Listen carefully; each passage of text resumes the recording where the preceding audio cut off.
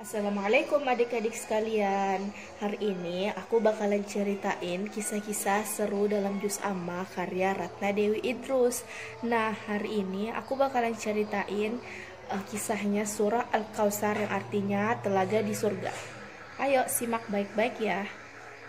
Sore itu cuaca teduh di musola sekolah membuat anak-anak merasa nyaman beribadah melakukan sholat asar berjamaah. Adi datang terlambat, buru-buru masuk rakaat kedua. Akhirnya sholat pun selesai. Tapi mengapa Adi ikutan salam? Bukankah harus menambah satu rakaat lagi karena sholat asar itu 4 rakaat? Akhirnya anak-anak pun duduk melingkar untuk mendengarkan pelajaran Pak Idris. Anak-anak, tahukah kalian surah yang paling pendek dari semua surah dalam Al-Quran? Tanya Pak Idris. Surah Al-Kautsar Pak, surah Al-Kautsar Pak, tanya Salsabilah. Benar, jawab Pak Idris. Suatu hari Rasulullah terbangun dari tidur ringannya di masjid dengan wajah penuh kegembiraan.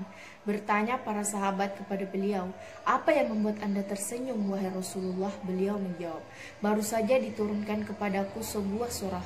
Lalu beliau membaca surah Al-Kautsar. Pak Idris pun membaca surah Al-Kautsar dan Salsabila membacakan artinya. Sesungguhnya kami telah memberikan kepadamu nikmat yang banyak, maka dirikanlah sholat karena Tuhanmu dan berkorbanlah. Sesungguhnya orang-orang yang membenci kamu dialah yang terputus.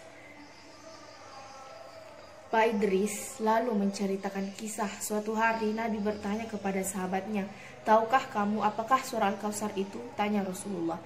Allah dan Rasulnya lebih mengetahui, tanya para sahabat.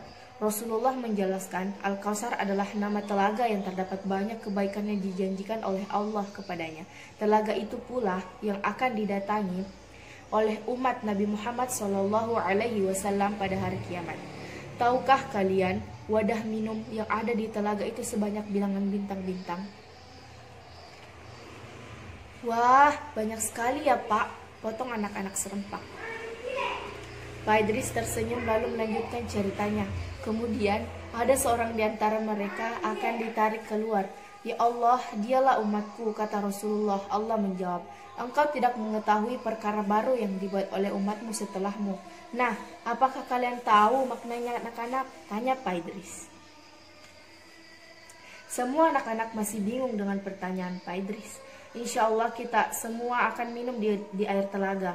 Rasulullah itu yang airnya lebih manis dari madu, warnanya lebih putih dari susu, dan aromanya lebih harum dari misk, sejenis parfum dan wewangian.